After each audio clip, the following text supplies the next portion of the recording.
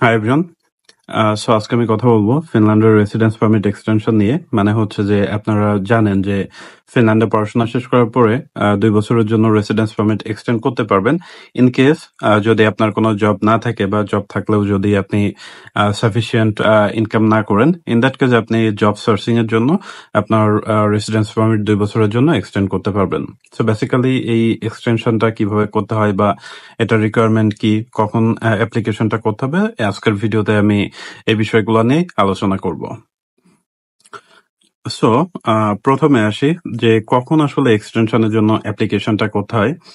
Basically আপনি আপনার residence permit, existing যে রেসিডেন্স পারমিটটা আছে সেটার মেয়াদ এবং আপনি কখন গ্রাজুয়েট হতে যাচ্ছেন, এই দুইটার উপর বেস করে আপনি হচ্ছে যে এক্সটেনশনের জন্য অ্যাপ্লিকেশনটা করতে পারেন। সো বেসিক্যালি মিগ্রির ওয়েবসাইটে এভাবে বলা আছে যে নর্মালি গ্রাজুয়েট হওয়ার 3 মাস আগে বা আপনার residence permit extension residence permit currently যেটা আছে ওটা এক্সপায়ার হওয়ার মিনিমাম 3 মাস আগে হচ্ছে যে তারা এই এক্সটেনশনের জন্য অ্যাপ্লিকেশন করতে আসলে ইন্সপায়ার করে। সো বেসিক্যালি ধরেন আপনি এখন অলরেডি আপনার থিসিস সাবমিট করে দিয়েছেন বা আপনার থিসিস সাবমিট করবেন এবং আপনার রেসিডেন্স পারমিট জুলাইয়ের 31 তারিখ বা অগস্টের 31 তারিখে হচ্ছে যে এক্সপায়ার হবে। ইন দ্যাট কেস এই সময়ে হচ্ছে আপনি জাস্ট থিসিসটা সাবমিট করে আপনি হচ্ছে যে রেসিডেন্স পারমিট এক্সটেনশনের জন্য অ্যাপ্লিকেশনটা করতে পারবেন। এটার মানে হচ্ছে যখন আপনি এক্সটেনশনের জন্য অ্যাপ্লিকেশন করতেছেন তখন কিন্তু আপনার গ্রাজুয়েট হইতে হবে এরকম না। জাস্ট আপনি থিসিসটা সাবমিট করলেই হচ্ছে, কারণ আপনি যখন গ্রাজুয়েট হবেন তখন বাই ডিফল্ট আপনার হচ্ছে যে মিগ্রির ওরা হচ্ছে আপনার ইনফরমেশনটা পেয়ে যাবে এবং তখন হচ্ছে তারা আপনাকে ডিসিশন দিয়ে দিবে। বা এরকম হতে পারে, লেটস সে এরকম সিনারিও যে আপনি হচ্ছে এখন এক্সটেনশনের জন্য অ্যাপ্লিকেশন করলেন, করার পরে হচ্ছে আপনার থিসিস অ্যাপ্রুভ হয়ে গেছে এবং আপনি হচ্ছে যে অলরেডি গ্রাজুয়েট হয়ে গেছেন। সো এটা হওয়ার পরে আপনি যেটা করতে পারেন, মিগ্রির ওয়েবসাইটে বলা আছে যে আপনি গ্রাজুয়েট হওয়ার পরে আপনার সার্টিফিকেটটা নিয়ে এন্টার ফিনল্যান্ডে অ্যাটাচ করে দিতে হবে।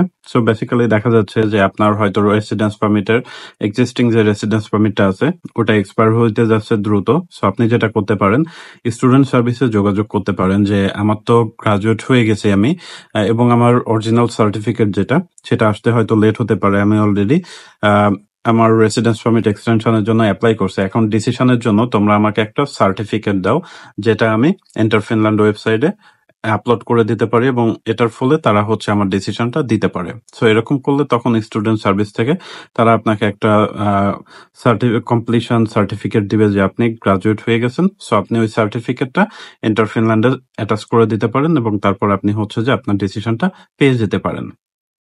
অথবা আপনি কমপ্লিশন সার্টিফিকেট না দিয়ে কিছুদিন ওয়েট করতে পারেন আপনার অরিজিনাল সার্টিফিকেট আসার জন্য। যদি আপনার রেসিডেন্স পারমিটের মেয়াদ বেশি দিন থাকে, মানে যদি অগস্ট পর্যন্ত থাকে, তাহলে হচ্ছে যে আপনি যেটা করতে পারেন সেটা হচ্ছে যে অরিজিনালটার জন্য ওয়েট করতে পারেন এবং আপনার এক্সিস্টিং যেটা আছে সেটা দিয়ে আপনি কাজ চালাইলেন। সো অরিজিনালটা যখন আসবে তখন হচ্ছে যে আপনি ওটা দিয়ে এন্টার ফিনল্যান্ডে অ্যাটাচ করে দিলে তখন তারা হচ্ছে আপনার ডিসিশনটা দিয়ে দিবে। সেই হচ্ছে বেসিক নিয়ম। এবং এখন আমি কথা বলবো ফাইন্যান্সিয়াল রিকোয়ারমেন্ট নিয়ে, এটা most crucial fact. So basically এক্সটেনশনের জন্য কিন্তু আপনার অ্যাকাউন্টে টাকা থাকতে হবে। আপনারা জানেন যে রিসেন্টলি ফিনিশ গভর্নমেন্ট হচ্ছে যে রেসিডেন্স পারমিট এক্সটেনশনের জন্য যে অ্যামাউন্টটা লাগবে সেটা বাড়াইছে। আমরা যখন গেছিলাম মানে 2022-23-এ যারা গেছে, ইভেন 24-এ, তাদের ক্ষেত্রে এরকম ছিল যে আপনার মান্থলি 560 ইউরো যে লিভিং কস্টটা সেটা দেখাতে হতো, মানে 6,720 ইউরো। বাট রাইট নাও সেটা স্টুডেন্টদের ক্ষেত্রে হয়ে গেছে 800 ইউরো, মানে ইয়ারলি 9,600 ইউরো। সো আপনি আপনার রেসিডেন্স পারমিট কতদিনের জন্য এক্সটেন্ড করবেন ওটার উপর বেস করে আপনার অ্যাকাউন্টে সেই পরিমাণ টাকা থাকতে হবে। সো ধরেন আপনি একেবারেই কোনো জব করেন না, আপনি হচ্ছে বাসা থেকে ফাইন্যান্সিয়াল সাপোর্টের উপর নির্ভরশীল। ইন দ্যাট কেস আপনার অ্যাকাউন্টে 9,600 ইউরো থাকতে হবে যদি আপনি 1 বছরের জন্য পারমিট এক্সটেন্ড করতে চান। যদি আপনি 2 বছরের জন্য পারমিট এক্সটেন্ড করতে চান তাহলে ওই 9,600 গুণ 2 এই অ্যামাউন্টে টাকা থাকতে হবে। এখন কথা হচ্ছে যে আপনি ফিনল্যান্ডে একটা জব করতেছেন, আপনার কিছু ইনকাম আছে, তাহলে এটা দিয়ে আপনি রেসিডেন্স পারমিট এক্সটেন্ড করতে পারবেন কিনা?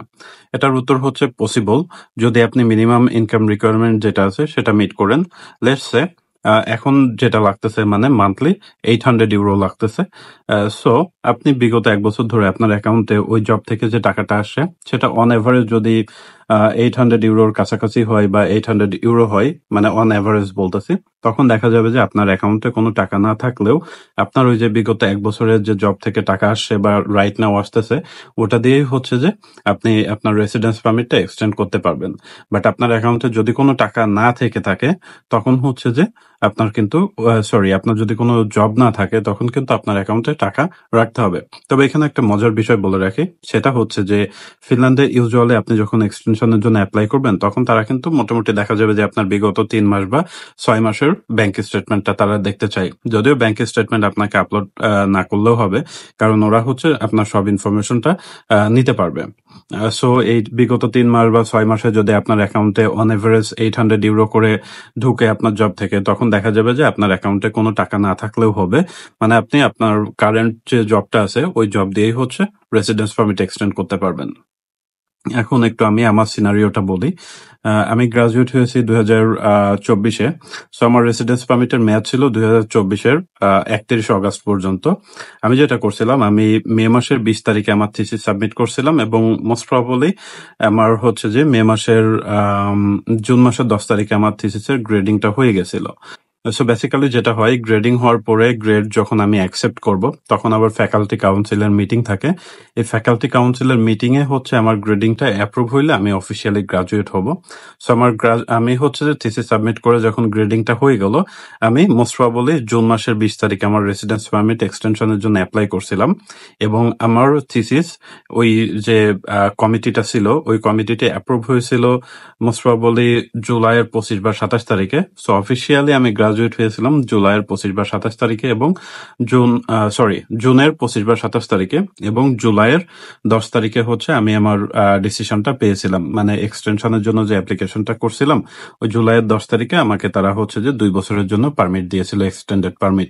মানে আমার এক্সিস্টিং যেটা 31 অগস্ট পর্যন্ত ছিল, ওটা আসলে ইনভ্যালিড হয়ে গেল। তখন আমার হচ্ছে যে নতুন পারমিটটা নিয়ে কাজ করতে হচ্ছিল। সো এখন ফাইন্যান্সিয়াল বিষয়টা আমি আসলে কিভাবে হ্যান্ডেল করছিলাম।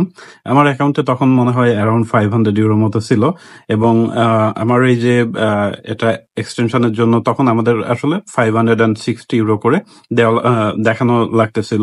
সো আমি যেটা করছিলাম, আমার বিগত 1 বছরের যে ব্যাংক স্টেটমেন্ট, ওটা আমি হচ্ছে অ্যাটাচ করে দিয়েছিলাম, যেখানে দেখা গেছিল যে আমার হচ্ছে যে ইনকাম €560 প্লাস ছিল। মানে ওদের মিনিমাম যে রিকোয়ারমেন্টটা ছিল রেসিডেন্স পারমিট এক্সটেনশনের জন্য, তার থেকে কিছু বেশি ছিল এবং ওটার উপর বেস করেই তারা আসলে আমাকে ডিসিশনটা দিয়েছিল।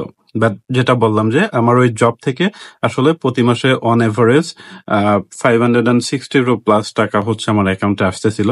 বাট তখন কিন্তু আমার অ্যাকাউন্টে আসলে €500 মতো ছিল, এর বেশি ছিল না। কিন্তু ওই জবের ওটা দিয়ে আসলে আমার রেসিডেন্স পারমিট এক্সটেনশনটা হয়ে গেছিল। সো এই হচ্ছে মোটামুটি ফিনল্যান্ডের রেসিডেন্স পারমিট এক্সটেনশনের যে স্টেপগুলা।